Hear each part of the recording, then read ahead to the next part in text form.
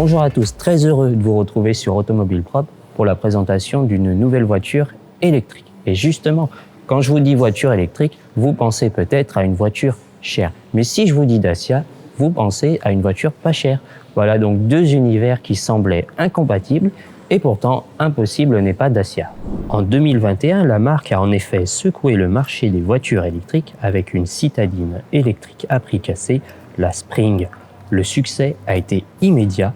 En moins de 3 ans, Dacia en a écoulé plus de 140 000. Mais voilà, ce succès est aujourd'hui menacé. Déjà parce que la voiture vient de perdre du bonus en France à cause de sa production chinoise et surtout parce que la concurrence commence à se réveiller. Citroën vient par exemple de présenter une C3 électrique au tarif canon. C'est une réelle menace pour Dacia. Mais le constructeur roumain ne s'est pas endormi sur ses lauriers. Il dévoile déjà sa riposte. Voici la toute nouvelle Spring. Bon alors en fait on pourrait croire que c'est un tout nouveau modèle, mais en fait c'est un restylage, un très gros restylage car à l'extérieur, toutes les pièces de carrosserie, à part le toit, changent. En fait, la Spring adopte le nouveau design de Dacia qui vient d'être inauguré il y a quelques semaines par la 3e génération du Duster. On pourrait même ajouter que la Spring ressemble enfin à une Dacia car à l'origine, c'était une Renault électrique pensée pour la Chine qui a donc juste été rebadgée Dacia pour être vendue en Europe. Et si je remonte même encore un peu plus en arrière, cette Renault chinoise était à l'origine une Renault low cost pensée pour l'Inde. Bon, je redescends le fil de l'histoire pour en revenir à cette nouvelle Spring qui adopte donc le nouveau look de Dacia et surtout un look plus moderne, plus soigné, plus valorisant. De plus, avec les lignes plus anguleuses, elle a un aspect plus solide. C'est d'ailleurs une impression renforcée sur ce modèle extrême par la présence de roues plus grandes. Bon alors des roues plus grandes à l'échelle de la Spring, on passe de 14 à 15 pouces. Au niveau de la face avant, on a donc la nouvelle identité de Dacia avec une calandre plus fine qui forme un bandeau entre les optiques. Ces optiques qui adoptent la nouvelle signature lumineuse en Y. Alors bon, les blocs principaux sont toujours dans la partie inférieure du bouclier, ils sont un peu plus discrets quand même. Un petit détail que j'aime bien sur cette version extrême et de cette Spring restylée, c'est cet insert décoratif qui imite un peu la carte d'une ville. Et puisqu'on en est à parler d'éléments décoratifs, un petit mot sur les stickers présents en bas des portes. Ceux-là, bon, je suis un peu moins fan, je trouve qu'ils donnent un petit côté cheap au véhicule. La Spring garde ses influences SUV, regardez par exemple avec de généreuses protections de carrosserie autour des roues. En revanche, elle perd ses barres de toit, un équipement que Dacia a finalement jugé superflu sur une petite citadine, ce qui va lui permettre de gagner un peu de sous et d'améliorer l'aérodynamisme du véhicule. Au niveau du profil, on remarque aussi l'arrivée du nom du véhicule sur la custode. Et regardez, hop, tous les flancs ont été redessinés, preuve quand même que c'est un gros restylage. Et ici, voilà, les lignes sont un peu plus marquées, ce qui rajoute donc, comme on a dit au début, de la solidité au véhicule. À l'arrière, on connaît le refrain maintenant. Tout change avec par exemple l'arrivée sur le haillon d'un épais bandeau noir dans lequel s'intègre le monogramme de Dacia. Le bandeau fait le lien entre les optiques qui adoptent encore une fois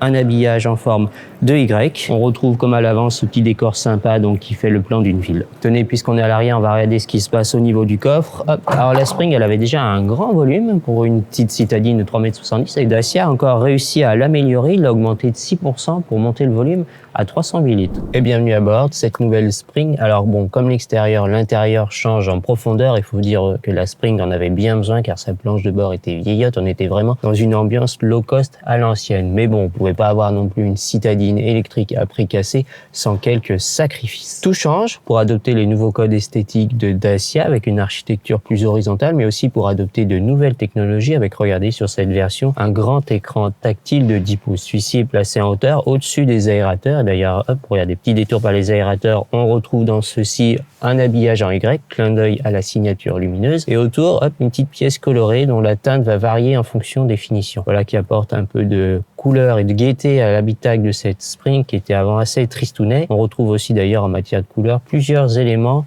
peints en blanc. Au niveau des éléments peints en blanc, on trouve par exemple le contour du levier de vitesse, un décor face aux passagers ou encore la casquette autour de l'instrumentation. Instrumentation dotée d'un écran de 7 pouces sur toute la gamme. Pour en revenir à l'écran tactile de 10 pouces, celui-ci est doté de la navigation et il est compatible avec Apple CarPlay et Android Auto sans fil. Pour les versions qui n'ont pas d'écran tactile, Dacia propose ce qu'il appelle le Media Control. En fait, c'est un support où on fixe le smartphone et votre smartphone va faire office de radio ou de GPS, mais votre smartphone sera quand même connecté au véhicule. On pourra piloter ses fonctions depuis le volant. Le volant d'ailleurs, il est tout nouveau, il est plus joli et maintenant il est désormais réglable en hauteur. Voilà, cette Spring présente mieux à l'intérieur, mais après voilà, comme on a dit, il faut quand même toujours faire quelques choix pour serrer les prix, donc la finition reste assez légère, donc pas de miracle pour les plastiques, hein. Tout est dur, hein, au niveau de la planche de bord, c'est encore pire sur les contreportes. Les sièges aussi sont assez basiques, voilà, il n'y a pas vraiment de maintien, là le dossier je sens qu'il est assez dur, mais voilà, on peut pas tout avoir non plus à un prix serré. Bon, au niveau de l'habitabilité, là aussi, hein, pas de miracle. Là, on est dans une petite citadine de 3,70 m de longueur, donc c'est un peu serré. Regardez le siège, là, il a été réglé, moi, pour ma position de conduite. Et une fois que je suis derrière, j'ai vraiment un minimum d'espace pour mes jambes. Alors bon, il y a le minimum syndical. En hauteur, c'est un peu mieux. Hop, un peu de place quand même pour le toit, mais bon, moi, je fais qu'1,75 m, donc voilà, je touche pas le plafond, quoi. J'en suis loin. La banquette, toujours pour deux, donc la Spring, c'est une 4 places. Puis voilà, hein, la présentation est assez basique, hein, voilà, les contreportes, c'est dur, il n'y a même pas de rangement dans les contreportes. Bon, la coudoir est petit. Bon, on a quand même les vitres électriques, c'est déjà pas mal. Parlons maintenant de la technique. Alors, sur le plan des motorisations, pas de changement. En fait, la Spring, elle avait déjà évolué depuis un an. Elle a déjà reçu un deuxième moteur plus puissant de 65 chevaux. C'est celui qu'on retrouve ici. Pour la base, ça sera toujours 45 chevaux. Pas d'évolution pour la batterie, capacité de 26,8 kWh, ce qui donne une autonomie en cycle mix WLTP d'un peu plus de 220 km. Alors c'est largement suffisant pour un véhicule qui aura un usage urbain, voire périurbain. D'ailleurs, Dacia souligne que les clients font en moyenne moins de 40 km par jour. Du côté de la recharge, la prise est toujours à l'avant derrière la calandre. On trouve en série un chargeur embarqué AC 7 kW. En option, on peut avoir un chargeur rapide DC 30 kW. Alors il y a quand même une nouveauté au niveau de la recharge. La voiture peut désormais proposer une recharge bidirectionnelle et proposer le V2L, c'est-à-dire qu'elle peut servir de source d'énergie pour brancher un petit appareil électrique, par exemple un aspirateur qui vous aidera à nettoyer l'habitacle. Alors comment ça marche? Il y aura un petit adaptateur vendu par Dacia qui se branche donc sur cette prise-là et qui permettra donc de brancher ces appareils électriques. Autre nouveauté technique aussi, c'est l'arrivée du freinage régénératif avec un mode B qui s'actionne depuis le levier de vitesse. Le restylage est l'occasion de moderniser l'équipement pour mieux contenter les clients, mais aussi répondre à de nouvelles normes européennes en matière de sécurité. On trouve maintenant par exemple une aide au maintien dans la voie, une surveillance de l'attention du conducteur ou encore une reconnaissance des panneaux de signalisation. On a donc une Spring nettement améliorée sur le plan du style, de la présentation intérieure et des technologies, mais alors comment est-ce que cela va impacter les tarifs? Au moment où l'on tourne cette vidéo, on ne connaît pas encore les prix de la voiture, mais Dacia promet qu'elle va rester la voiture électrique la moins chère du marché. Avec une petite précision, c'est hors prise en compte des aides à l'achat. Et justement, avec la prise en compte des aides à l'achat, la Spring peut être nettement menacée par cette Citroën C3 électrique qui, elle, commence à 23 300 € avec 320 km d'autonomie et donc avec un bonus d'au moins 4 000 €, elle va passer sous les 20 000 €. Dacia va donc faire attention à bien positionner son véhicule pour qu'il reste l'achat électrique malin incontournable. Voilà, cette vidéo est à présent terminée. J'espère qu'elle vous a plu. N'hésitez pas à vous abonner à la chaîne Automobile Propre sur YouTube, à laisser des likes. Quant à moi, je vous dis à bientôt.